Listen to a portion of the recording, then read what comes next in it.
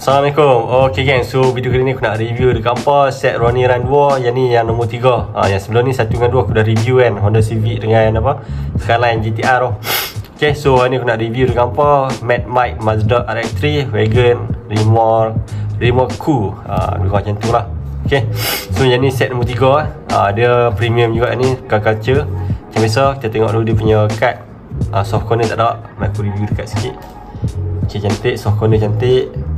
Siapa nak beli, boleh beli. Sebab yang ni dia my set 5, rugi tak beli satu set. J-hook pun cantik. Sebab ni kat bawah aku beli 2 set kan, macam cerita sebelum ni. Ok, belakang pun cantik. Yang ni yang nombor 3 nampak, Mad Mike Mazda RX-3 Wagon. So lagi ni lagi 2 aku akan review, Evo 9 dengan Toyota Supra.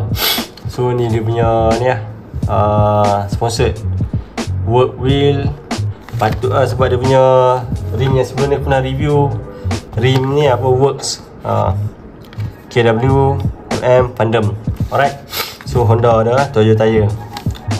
Aku jujur cakap antara 3 biji kereta ni yang paling aku minat sekali Mazda ni lah. Aku minat kereta lama Wagon. Okay, so kita tengok blister dia cantik. Blister dia lawa.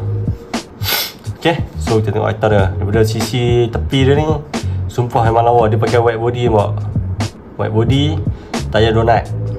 Depan colour gold, ni colour gold ke coklat, belakang grey. Jadi macam kereta drift lah. Okay, so depan sisi dia memang lawa lah. Siap banyak sponsor, Hot Wheels buat tu, Rocket Bunny Racing. Oh ni Rocket Bunny weh. Tu Toyota tire sponsor. Okay, so tulisan Mazda kat situ. Nampak,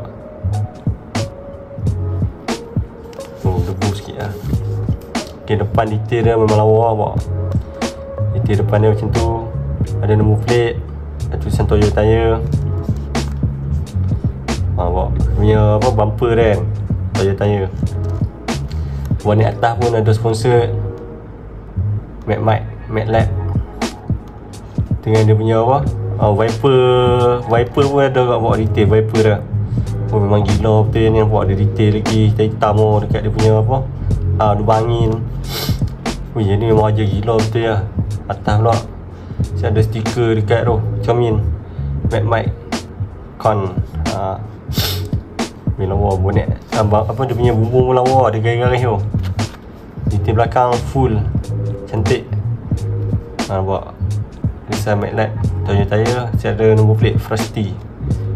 Oh yang ni memang cantik. Cuma tak ada ni set mirror tak ada, sayang kan. Okay, bawah dia base besi Mazda RX-3 Wagon. Tak ada detail sangat lah depan, bawah dia. Batang pipe exhaust pun tak ada. Exhaust pun tak ada lah. Tu ada. Ingat tak ada exhaust tadi. Exhaust dia kecil, ciput lah, 1, 2 kat situ. Lawa lah. Okay, so untuk kereta ni aku boleh bagi rating, daripada segi body kereta ni memang lawa dah. Aku boleh bagi body kereta dia 9/10 lah. Sebab tak ada side mirror. Overall dia punya decal dia semua cantik lah.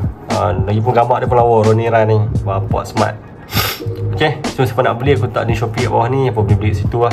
So kalau ada benda nak tanya, boleh komen kat bawah. Jumpa lagi dekat next video aku yang akan datang. Jangan lupa subscribe, komen, like dan share. Okay, bye. Assalamualaikum. Mana pagi ni.